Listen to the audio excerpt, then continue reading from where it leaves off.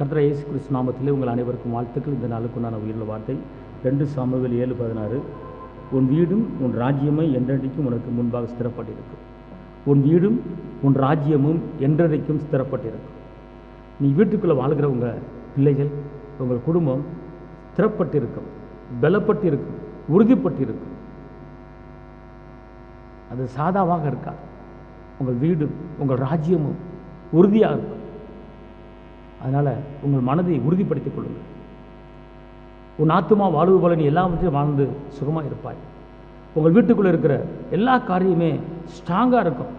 அன்பு ஸ்ட்ராங்காக இருக்கும், சமாதானம் ஸ்ட்ராங்காக இருக்கும், இரக்கம் ஸ்ட்ராங்காக இருக்கும், தயவு ஸ்ட்ராங்காக இருக்கும், ஜெபாவி விண்ணப்பத்தின் ஆவி துதியின் வல்லமை உறுதியாக இருக்கும். அதிலிருந்து நீங்கள் என்ன செய்ய மாட்டீங்க, விலக மாட்டீங்க. கர்த்தர் அதை உறுதிப்படுத்துகிறார். அதான் சொல்கிறார், பார்த்துக்கோங்க. உன் வீடும் உன் ராஜ்யமும் என்றென்றைக்கு உனக்கு முன்பாக, என்றென்றைக்கு உனக்கு முன்பாக.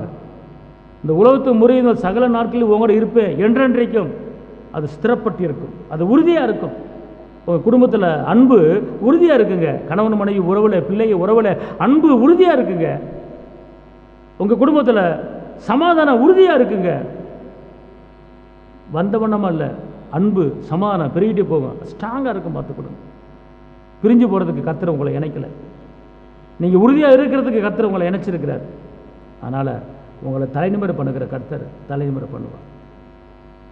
அதனால் சோர்ந்து போகாதீர்கள்.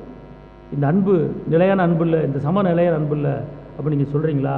கர்த்தர் சொல்கிறாரு, உங்கள் அன்பு, உங்கள் கணவன் அன்பு, மனைவி அன்பு அது உறுதியாக இருக்கும், அது ஸ்ட்ராங்காக இருக்கும், நிலச்சிருக்கும், கடைசி வரைக்கும் இருக்குங்க என்று ஆவியானவர் சொல்கிறார். நான் தைரியமாக இருங்க, கவலைப்படாதீங்க, உற்சாகம் இருங்க.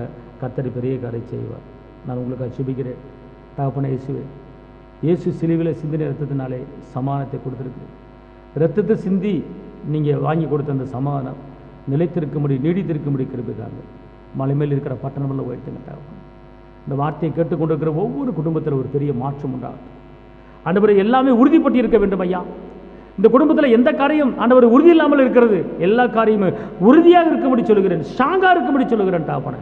உங்களுடைய கிருபை கூட இருக்கட்டும். பலப்படுத்துங்க, காத்துக்கொள்ளுங்க, உங்களுடைய மகிமையால் நிரப்புங்க, ஆசீர்வதிங்க. இந்த நிகழ்ச்சியை பார்க்குற ஒவ்வொருவருக்கும் தேவ சமாதானம் கடந்து வரட்டும். இயேசுவின் நாமத்தில் பிதாவே, ஆமென். கர்த்தர் உங்களை ஆசீர்வதிப்பார். ஹல்லேலூயா.